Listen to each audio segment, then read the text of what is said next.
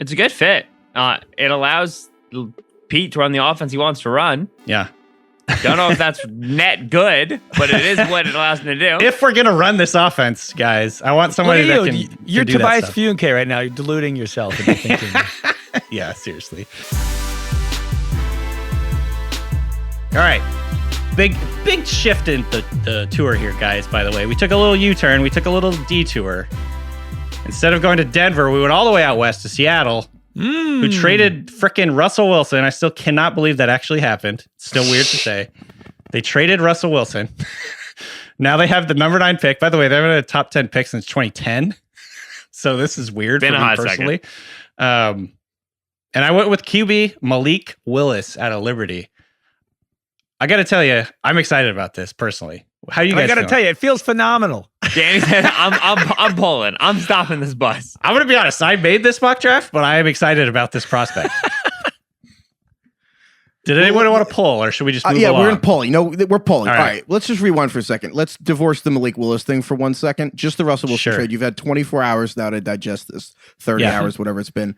How do you, forgetting the Malik Willis pick for a second, how do you feel about the Russell Wilson trade with a night to sleep on it? I haven't really changed. I still think it's probably not the best move ever. It's very risky. If I'm being completely honest, the odds of it all working out for the Seahawks seem kind of low. However, I understand from their point of view that in a couple of years, in after 2022, Russell Wilson's going to start looking for a contract extension. He's going to want $50 million a year. And the Seahawks clearly, as is indicated by the fact they fucking traded him, were not wanting to give him $50 million a year. They didn't think he was that caliber of quarterback at this point in his career.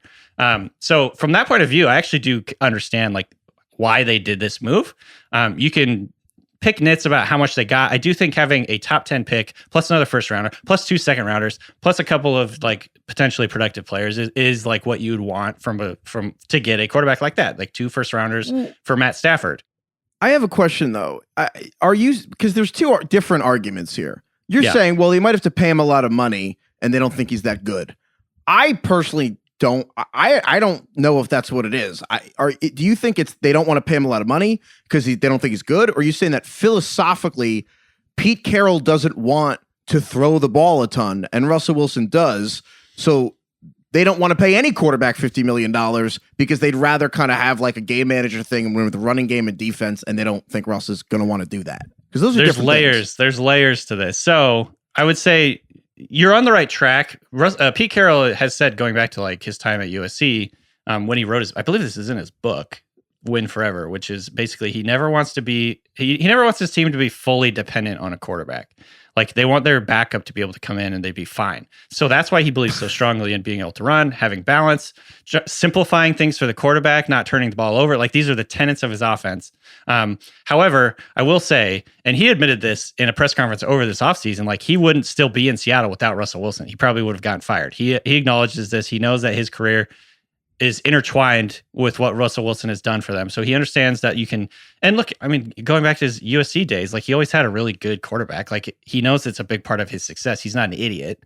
However, I would say in terms of asking if you're going to pay someone $50 million, if he had a chance to get Tom Brady right now, he probably would do it. I think they at one point went after Peyton Manning when Peyton Manning got released by the Colts.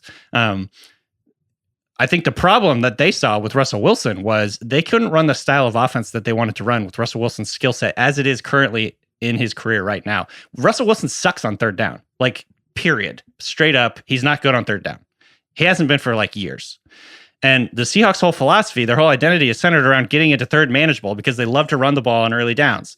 Therefore, you need to be good on third down in order to fucking move the ball. They were not able to run. They ran 20 something plays a game. Okay, but I think you buried the lead there. In my mind, what I actually need from a quarterback is I need a quarterback who can convert on third down. So, Solak, do you think do you buy what DK just said, that Russell Wilson's bad on third down? Because to me, that means he's not a good quarterback. Well, not an elite quarterback. He is worse on third downs than he is on early downs. I don't know if it's objectively bad. Right. There's a lot of bad quarterbacks in the league. But he's worse on third down. Some of that is play style. He likes to screw around back there. He likes to invite pressure. He thinks he can always break a tackle and third downs when you get in your pressure packages. Some of that is also the way the Seahawks build it, when they say to your quarterback, hey, on first and second down, screw you. We're going to do what we do. We don't really trust you to kind of like run this offense. So we're just going to kind of do the whole run the ball thing. And then on 3rd and 7, they're like, hey, you want to save us? Like that wears on a guy.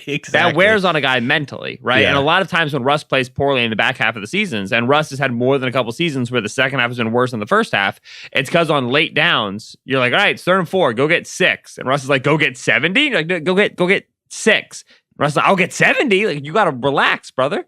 And so he's got kind of like a complex to him in that way where he feels like he always has to be this hero. And I wrote a piece about what Denver's got to do with Russ in terms of the X's and O's, and not asking him to be a hero is a big part of it because he falls into that complex very easily.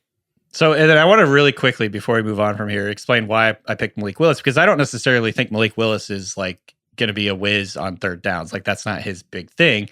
What I think is I see Willis and I see a guy who can run an offense that was kind of similar to what the Seahawks ran early on in Russell Wilson's career, which was very much centered around making the quarterback part of the ground game, read option, bootlegs, keeping the defense honest. All of that really contributes a lot to like what the running backs can do. It helps you open up another gap. It makes the defense commit another guy down to the box. Therefore, it opens up play action shots down the field. All of it marries together. And I think it actually makes a lot of sense for what they ran early on in Russell Wilson's career.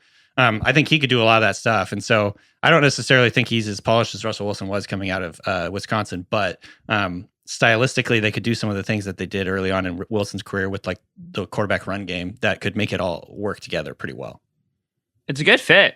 It allows Pete to run the offense he wants to run. Yeah. Don't know if that's net good, but it is what it allows him to do. If we're going to run this offense, guys, I want somebody that can You're do Tobias that Funke right now. You're deluding yourself into thinking. Yeah, seriously. Honestly, the fact that DK got to do this mock draft was kind of just medicine for him. Like it was like he got to just go into the lair and be like, I can fix this. I know it would have been funny if he just like was like offensive lineman Charles Cross to Seattle. Okay, moving on. It's weird. It's honestly very weird to even think about the Seahawks picking someone in the first round. Most of the time they trade out of the first round. I'm like never even worried about who they're going to pick on day one because it's like, the Seahawks won't pick today. I still can't get really over the fact that they traded 2 first-round picks for Jamal Adams and then they just turned around and flipped Russell Wilson for 2 first and basically 2 second-rounders. It's pretty incredible. If I start thinking of it in that context, it's going to drive me nuts. So I'm just going to choose not to. Good call. I appreciate that. That's some mental health management right there.